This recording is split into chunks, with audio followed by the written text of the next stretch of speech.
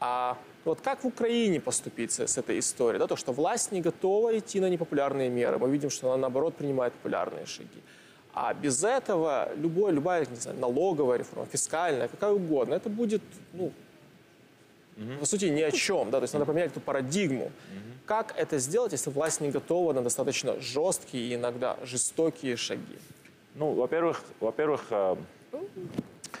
власть должна быть мотивирована делать что-то важное и большое для своей страны, не только делать то, что популярно. Да? То есть тут стоит вопрос, когда ты у власти, да, у тебя есть выбор, или ничего не делать, да, и как бы сохранять популярность, да, или за счет популярности сделать что-то такое, которое внесет тебя в историю своей страны, как человека, который там что-то хорошее сделал для страны, да.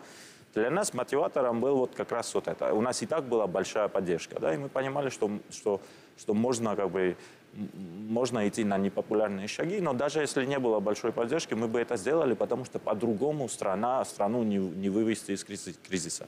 И тогда, когда уже плоды приносят вот эти реформы, люди начинают верить и доверять процессу. Да?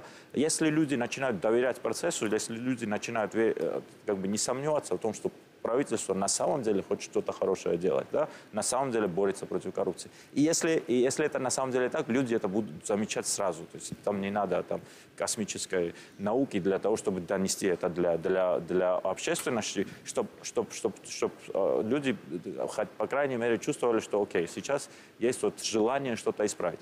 Поэтому я не думаю, что вот то, что сейчас делается, да, как бы сохранить вот эту систему, которая не ведет к росту, которая идет еще к больше